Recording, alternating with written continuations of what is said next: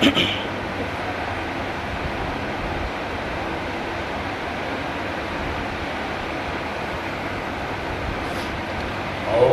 بالله من الشيطان اللعين الرجيم. بسم الله الرحمن الرحيم.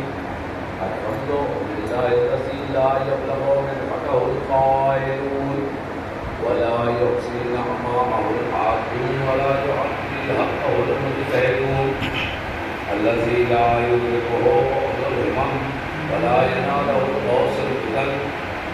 الذي ليس لصفته حد محدود ولا وقت موجود ولا وقت معدود ولا نور موجود. بدل الخلائق بقدرته ونشر الرياح برحمته وانقضى الصخور وميدان حربه. الصلاة والسلام على النبي الأمي العربي القرشي المكي المدني الفتحي التقي الاتهامي مولد الحق بالحق أبي القاسم محمد. اللهم صل على محمد وآل محمد. والصلاة والسلام على أهل بيته الطيبين الطاهرين المعصومين المظلومين الذين أذهب الله عنهم الرجس وطهرهم تطهيرا. اللهم صل على محمد وآل محمد.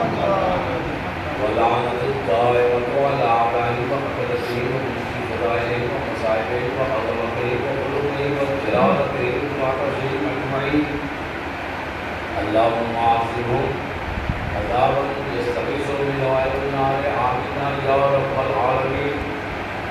اللهم لعن أول ظالم محمد وآل محمد وآخر تابع له على ذلك من الآن إلى قيام يوم الدين. أما بعد فقد قال رسول الله صلى الله عليه وآله وسلم: علي مع القرآن والقرآن مع العلي. صلوات الله. اللهم صل على محمد وآل محمد.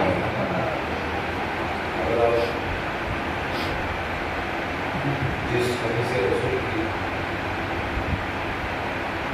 تلاوت کا شرف حاصل کیا وہ رسول اللہ کی بہت ایک مشہور و معروف حدیث ہے، جس میں آپ نے علی اور قرآن کے حوالے سے یہ حدیث ارشاد فرمائی ہے کہ علی مع القرآن، علی قرآن کے ساتھ ہے، والقرآن مع العلی، اور قرآن علی کے ساتھ. تو اب اگر کوئی یہ کہتا ہے کہ حسبنا کتاب اللہ، اس کو علی کے ساتھ ہو جانا چاہیے کیونکہ قرآن علی کے ساتھ ہے. قرآن کیا ہے؟ 114 سوروں کا مجموعہ.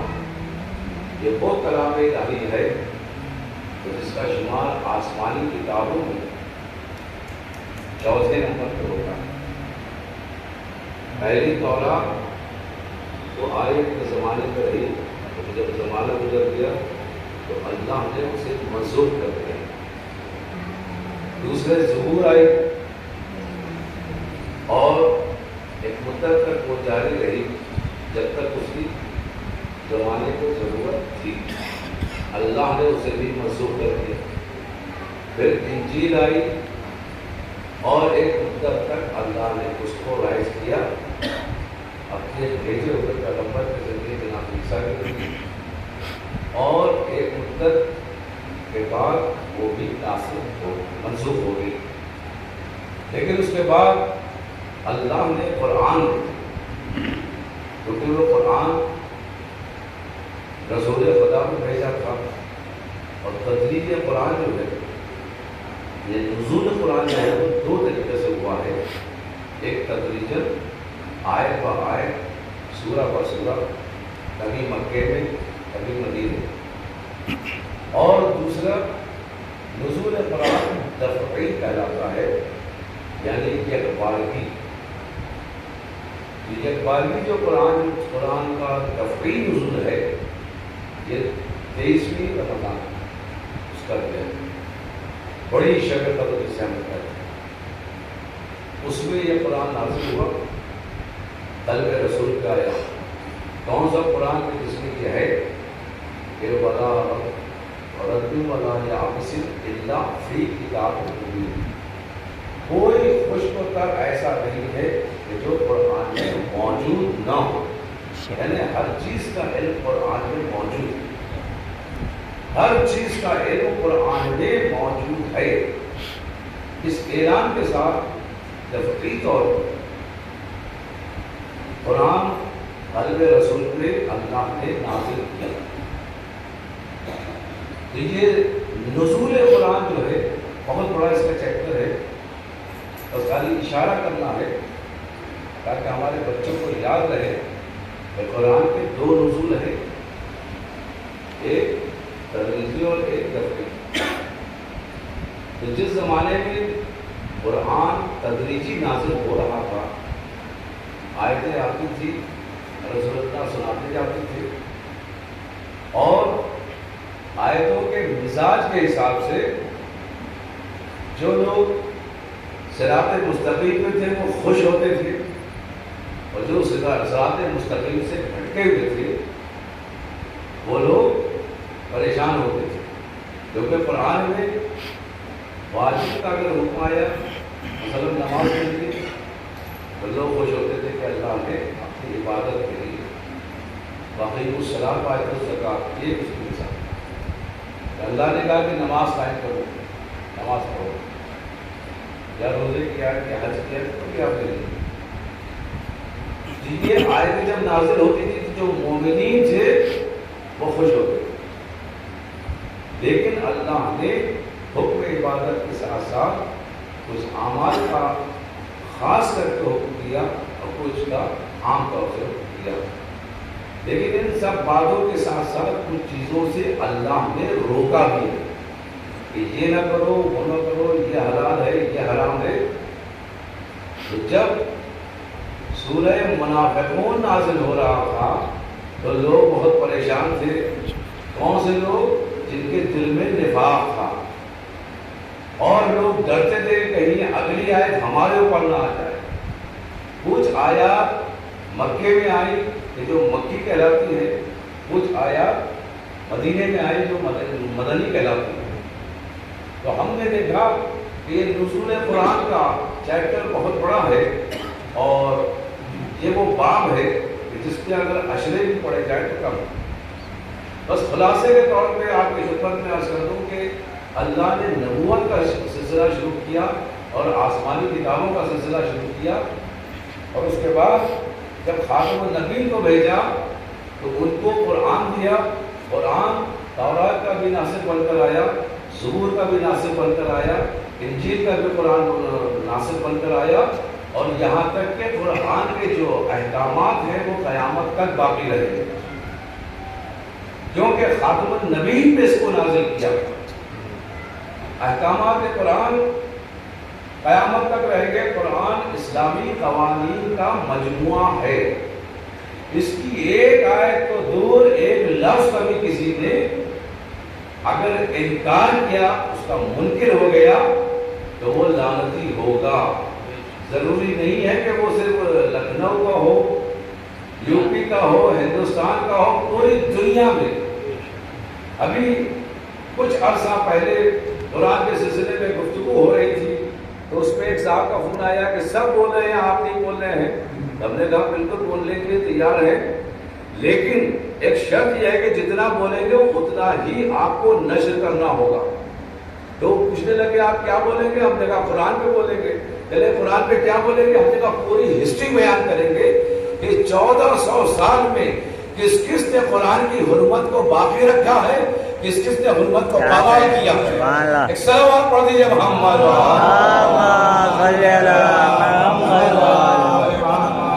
دوسرا لوگ بیان کیا تو کہنے لگے آپ سے انٹرویو کی ضرورت نہیں، اللہ آپ کو سلامت رکھے شہید ثالث،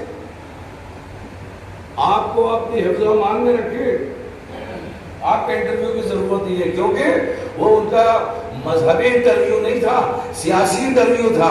ہم نے کہا اگر حقائق ہوں گے تو جو ممبر سے بولتے ہیں وہی ہر جگہ بولے، یعنی کہ ممبر پہ ہمیں آ کے حق بول دیا، اور اس کے بعد پرائیویٹ میٹنگوں میں جا کر اپنی باتیں، سیاسی باتیں شروع کر دی. سیاست بھی اگر کسی کو کرنا ہے تو علوی سیاست کرے، علوی سیاست کرے، وہ جائز ہے. معاویہ والی سیاست نہ ہو.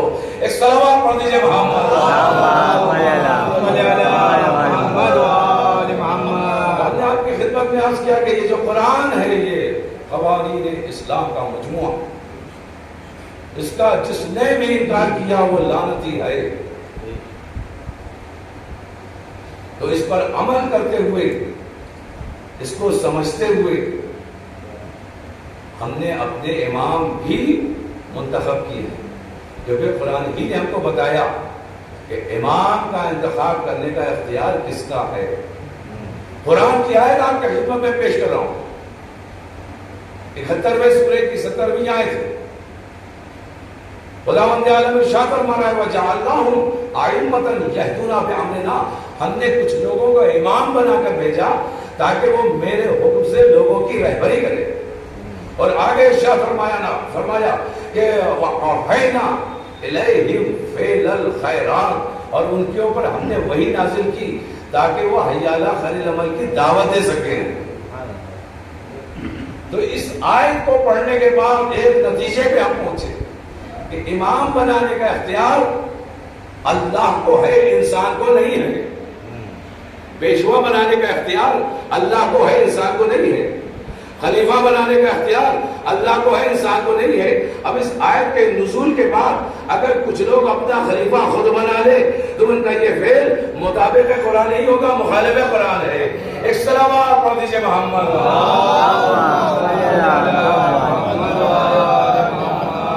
اس قرآن کو کون سمجھ سکتا ہے؟ وارثان قرآن ہی سمجھ سکتا ہے. کون ہے وارثان قرآن؟ قرآن میں بہت سے خانوادوں کا تذکرہ ہوا، بہت سے اصحاب کا تذکرہ ہوا.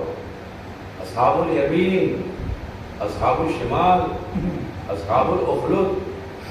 قرآن بول کر آپ دیکھو گے نا. اور اسی میں اصحاب النار کا بھی تذکرہ ہے. بہت آسان ہے اس کو ڈھونڈنا. اگر کوئی ایڈریس پوچھے، اب تو ذرا سی بات پر ایڈریس پوچھا جاتا ہے، وہ بھی مولوی سے، مولانا سے. مولانا کا تو پڑھا ہوا ہے، کچھ خود بھی تو ڈھونڈو، خود بھی تو کچھ زحمت کیجیے. مولوی کو تو پتہ ہی ہے، لیکن بعض لوگ اس لیے پوچھتے کہ دیکھتے ہیں کہ ایسا تو نہیں ہے کہ یوں ہی ہوائی ہو معاملہ. کون سا ایسا گھر ہے کہ جس کے اندر آیت الکرسی نہ ہو؟ کون سا ایسا بچہ ہے جس کو آیت الکرسی اس کی ماں نے یاد نہ کرائے؟ اب آیت الکرسی کے بارے میں بھی اختلاف ہے. سورہ بقرہ کی آیات ہیں اور اس میں عام طور سے جو پوری دنیا میں آیت الکرسی کے عنوان سے تحفے آ رہے ہیں، آپ غور فرمائیے گا. اس میں آخر میں جہاں تک آیت الکرسی کا حکم ہمارے اماموں نے دیا، ایک آیت کم کر کے تحفے بناتے. نئی دلی میں، پرانی دلی میں جامع مسجد میں ایک صاحب کاتب ہیں، تحفے بناتے. تو ہم نماز کے لیے گئے، مغرب کے وقت بعد نماز ہم نے دیکھا وہ بہترین کتابت، ہمارے اہل سنت بھائی بہترین کتابت کر رہے. ہمیں بڑے اچھے لگے ان کی رہی، یہ خطاطی ہم کو بہت اچھے لگے. ہم ان کے پاس گئے کہ ہم نے کہا ایک ٹکڑا ہم کو بھی بنوانا ہے، آپ یہ بتائیے کہ کتنا ٹائم لگے گا، کیونکہ میں لکھنؤ سے آیا ہوں، واپس جانا ہے. اگر اتنا وقت ہوا تو میں آپ سے لکھوا کے دے جاؤں. انہوں نے کہا زیادہ وقت نہیں لگے گا، آپ خالی اتنا بتا دیں آپ کو لکھوانا کہ ہم نے کہا آیت الکرسی لکھوانا ہے. ہم نے کہا کہ وہاں تک نہ لکھے گئے جہاں تک آپ لکھتے چلے آئے. ایک آیت اس میں اور اضافی کر دی. میں نے کون سی آیت؟ جہاں تک آیت الکرسی کا حکم ہے ہم فیہا خالدون تک ہم نے کہا اس کو لکھ دیا. انہوں نے جیسی اصحاب اللہ جگہ کہا کہ میں آج نہیں لکھ سکتا. نہیں لکھ سکتا آپ کے لیے. کیوں؟ پہلے آیت الکرسی تحریر کیا چلایا وہ ڈیزائن میں نہیں آئے گی. آپ نے اپنے دل سے کہہ دیا ڈیزائن میں نہیں آئے گی.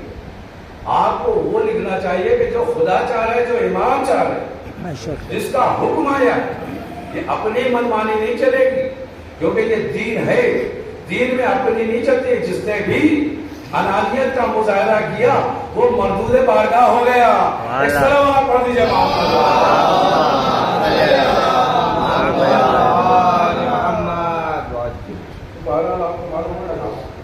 اللہ ولی الذین آمنوا یخرجہم من الظلمات الی النور والذین کفروا اولیاءہم الطاغوت یخرجونہم من النور الی الظلمات اولئک اصحاب النار هم فیہا خالدون. صرف اتنا اضافہ چاہتا ہوں سر.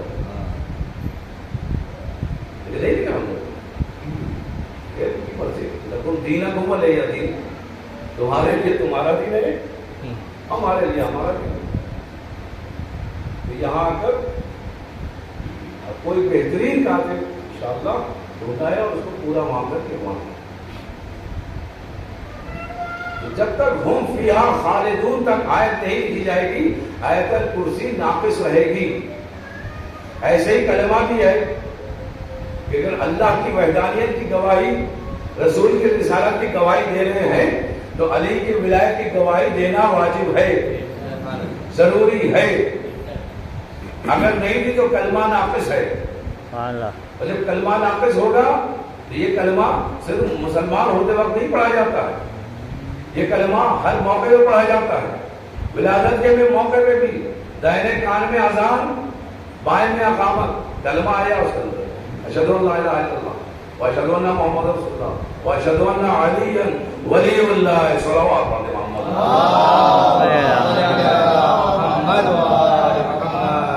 یہ وہ چیزیں ہیں کہ جو ہمارے بچوں کو قوم کے یاد رکھنا چاہیے. وہ دیکھیں قرآن کی جو آیات ہیں, صلوات سے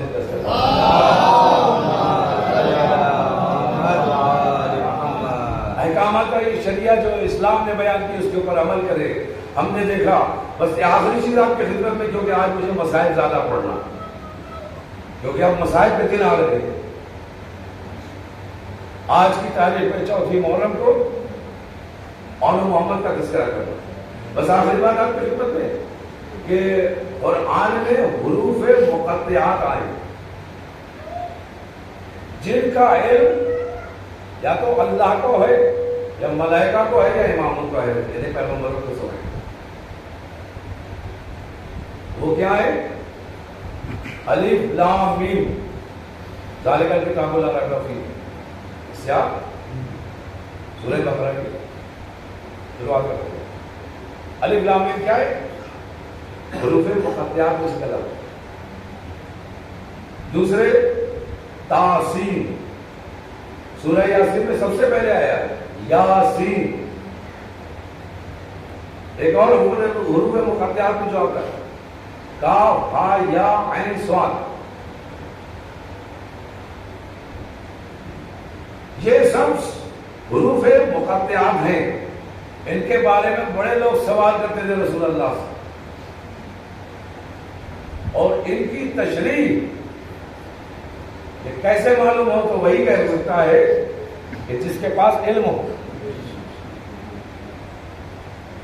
ہم نے دیکھا کہ جب پہلا سفر شہزادی زینب نے مدینے سے اپنے بابا کے ساتھ کوفے کا کیا اور مولا کائنات نے اس کو دارالامارہ بنایا, مرکز بنایا تھا, آپ وہاں قضاوت فرماتے تھے, تو شہزادی زینب بھی خالی نہیں تھی, عالمہ غیر معلمہ تھی.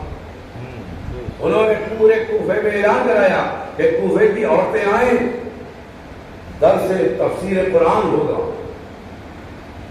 شہزادی زینب درس تفسیر قرآن دے رہی.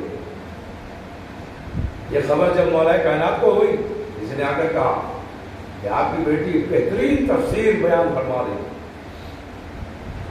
تو کہا کہ اپنی بیٹی کی تفسیر میں بھی سننا چاہتا ہوں. اس وقت پر گئے کہ جب تفسیر قرآن کا درس شروع ہونے والا اور پس پردہ مولا کائنات نے اپنی بیٹی کی تفسیر سنی، کیا کہنا عالمہ غیر معلمہ شہزادی زینب سلام اللہ علیہ، ایک سلوات پڑھ دیجیے۔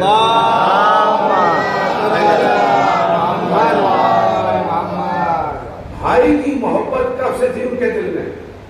پیدائشی سے تھی، ودیت تھی۔ بھائی کی محبت میں تفسیر قرآن جو کر رہی تھی تو وہ حروف مقطعات پہ کر رہی تھی، اللہ اکبر۔ اور جو مولا کائنات نے سماعت فرمائی، آپ نے سنا کہ حروف مقطعات میں ان حروف کی تفسیر فرما رہی تھی کہ جس میں کاف ہا یا عین صاد۔ آپ نے فرمایا، ابھی میں نے آپ کی خدمت میں عرض کیا کہ جو اہل علم ہوں گے وہی اس کی تشریح کر سکتے ہیں، کیونکہ اس کا علم اللہ نے ہر ایک کو نہیں دیا ہے۔ بڑے بڑے آیات اعظام نے بھی آج تک حروف مقطعات کی وہ تشریح بیان کی کہ جو اماموں کا علم ہے، اور یہی فرمایا ہے کہ اس کا اصل علم اماموں کے پاس ہے۔ جو اہل قرآن ہوگا، اہل علم ہوگا، اسی کو معلوم ہوگا۔ لہذا مولا کائنات نے فرمایا کہ میری بیٹی اس وقت حروف مقطعات میں کاف ہا یا عین صاد کی تشریح فرما رہی تھی۔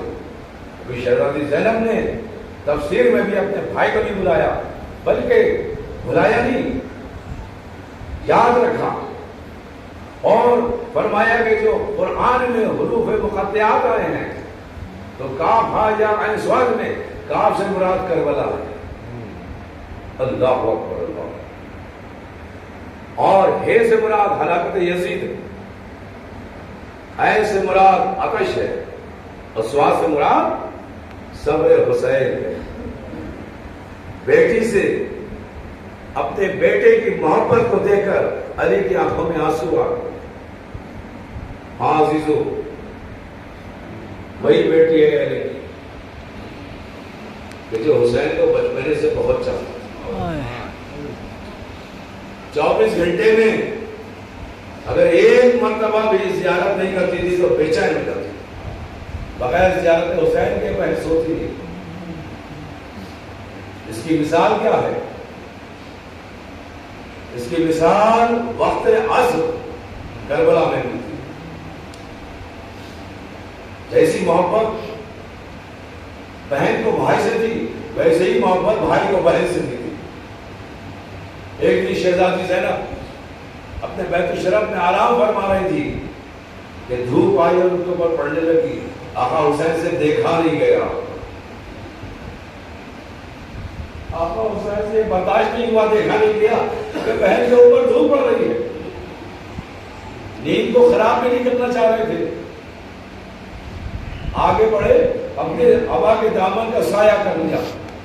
شہزادی زینب سو رہی ہے، آرام فرما رہی ہے، امام حسین سرہانے کھڑے ہوئے، بہن کے سرہانے اپنی ابا کا سایہ کیے ہوئے۔ کچھ دیر کے بعد جو شہزادی کی آنکھ کھلی، کہا بھیا کب سے کھڑے ہو میرے سرہانے؟ کہا بہن تمہارے اوپر دھوپ آ رہی تھی تو مجھ سے یہ دیکھا نہیں گیا۔ کہا بھیا آپ کو جگا لیتی؟ کہا تمہاری نیند خراب نہیں کرنا چاہتا تھا۔ ایک مرتبہ شہزادی زینب نے کہا کہ آج عمل جو تم نے کیا ہے انشاءاللہ زینب کوشش کرے گی، زینب کوشش کرے گی کہ ایسا ہی عمل میں بھی کروں۔ عزیزوں بہادر شہادت حسین جب زینب گودال قتلدہ کی طرف چلی ہے، دیکھا تو کیا دیکھا؟ دھوپ میں بھائی کا لاشا پڑا ہوا ہے۔ ایک مرتبہ کہے بھیا یہ بہن سے شرمندہ ہے، اگر سر پہ چادر ہوتی تو آج تمہارے اوپر سایہ کر لیتی۔ خدا کو کسی کام میں نہ لگائے سوائے رب محمد آل محمد کے۔ عزیزوں قافلہ جانے والا ہے، مدینے سے 28 رجب کو جانے کی تیاری ہو رہی، اور آج آپ کو اس مجلس میں شہزادی زینب کو ان کے دونوں بیٹوں کا پرسہ دینا ہوگا۔ جناب اونو محمد کا پرسہ شہزادی زینب کو دینا ہے۔ قافلہ تیار ہو رہا ہے۔ ایک مرتبہ شہزادی نے محضر منگوایا، شہیدان کربلا کے نام پڑھنا شروع کیے۔ پہلے اصحاب کے نام آئے، اس کے بعد بنی ہاشم کے نام آئے۔ جیسے ہی سارے نام پڑھے زینب مضطرب ہو گئی، کوئی وجہ تھی جو زینب مضطرب ہو گئی۔ ایک مرتبہ کا فضا بھیا کو بلاؤ، بی بی فضا چلی، آ کر آقا حسین سے کہا آپ کی بہن آپ کو یاد فرما رہی ہے۔ حسین نے کہا کیا بات ہے بہن؟ کہ بھیا ہم نے محضر نامہ دیکھا، شہادت نامہ دیکھا، شہیدان کربلا میں میرے دونوں بچوں کا نام نہیں ہے۔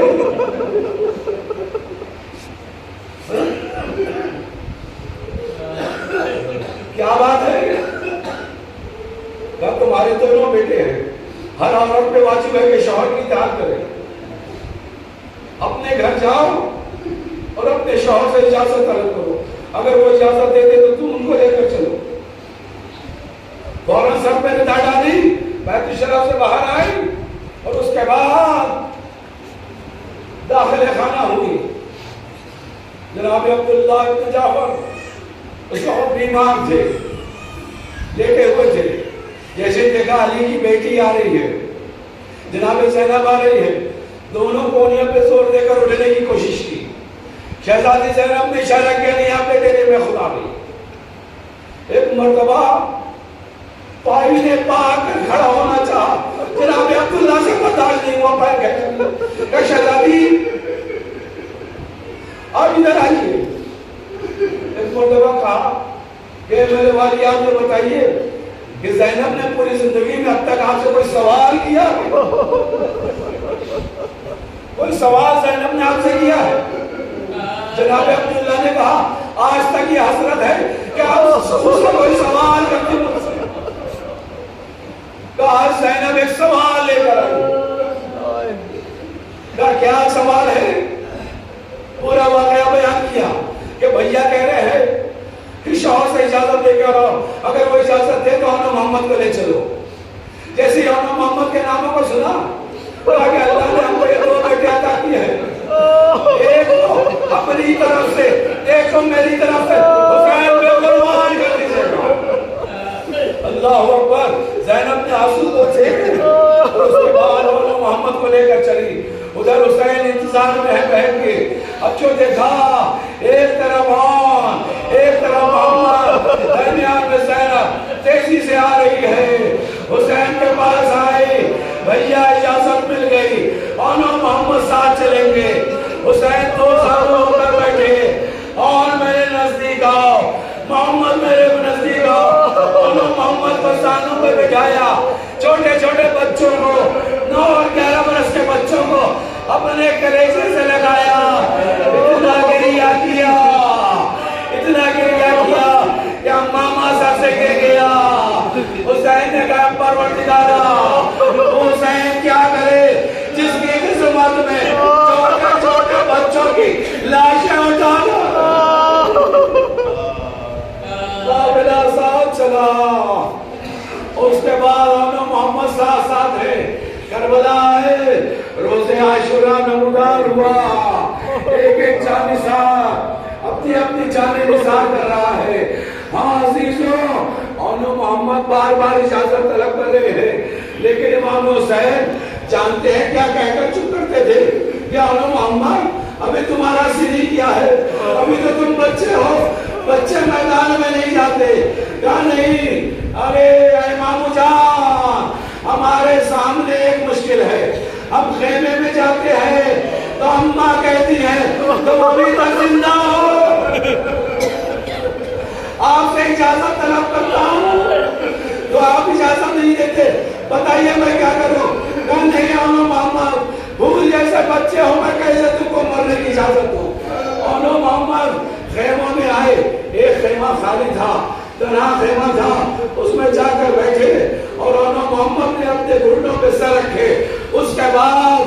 گریا کرنا شروع کیا. گریے کی آواز زینب کے کانوں تک پہنچی, بچوں کے رونے کی آواز ایک ماں کے کانوں تک پہنچی. ایک مرتبہ تیزی سے چلتی ہوئی اس خیمے میں آئی, دیکھا انہوں محمد رو رہے ہیں, دیوریوں پہ بند پڑ گئے, تم لوگ ابھی تک زندہ ہو.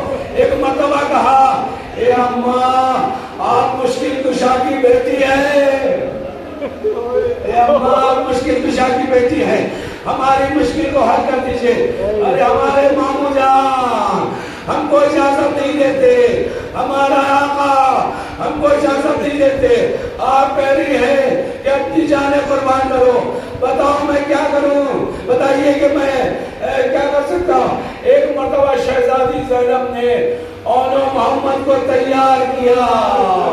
عزیزو اس کے بعد خیموں میں نہ آنا, اجازت ماں سے ملی, گئے اور جانے کے بعد امام حسین کی خدمت میں آئے, کام ماں نے اجازت دے دی ہے.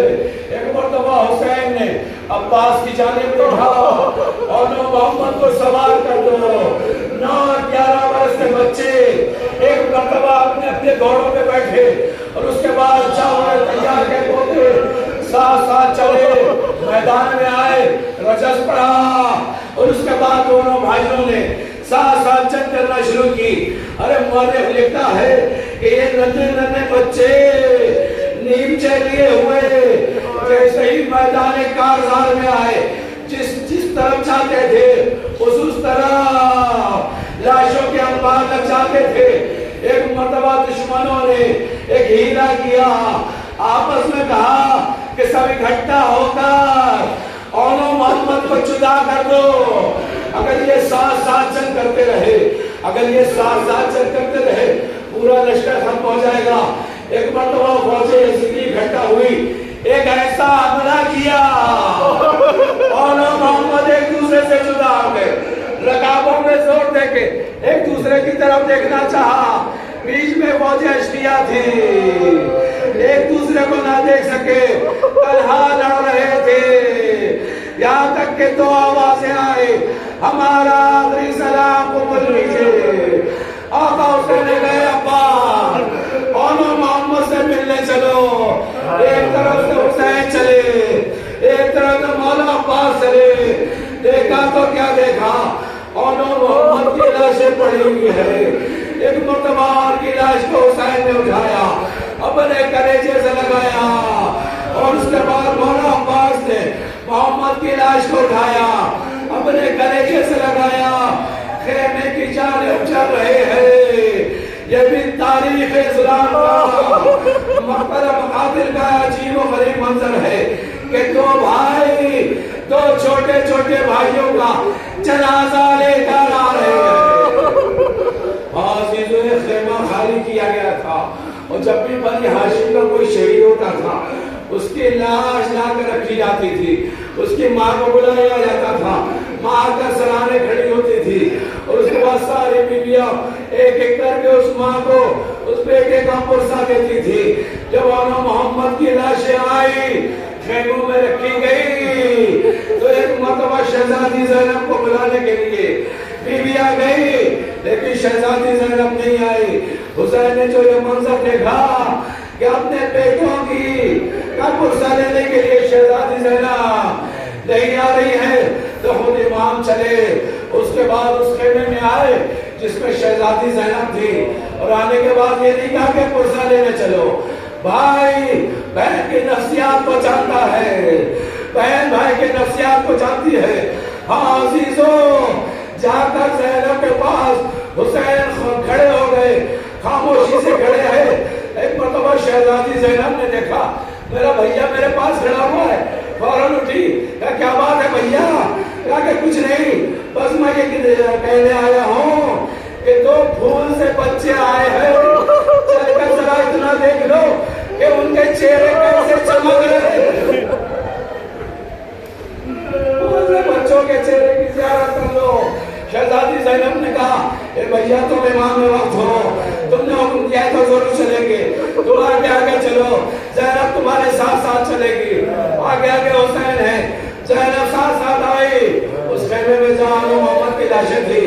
ایک مرتبہ زینب اپنے بچوں کے لاشوں کے پہتیانے آ کے کھڑے ہوئے اور اس کے بعد غور سے دونوں کی لاشوں کو دیکھا اور روئی نہیں. زینب پہتی کھڑی ہوئی ہے, بچوں کی لاشوں کو دیکھ رہی ہے. ایک مرتبہ جھک کر دونوں لاشوں کے درمیان جگہ بنائی, دائنا ہاتھ اور کی دائنی طرف رکھا, بائیں ہاتھ محمد کے بائیں طرف رکھا, اپنی پیشانی مبارک کو سجدہ خالق میں چکایا. ایک پروردگارا تو گواہ ہے نا, زینب کے پاس دو ہی ہتھیے تھے, میری نام نے قربان کر دیے.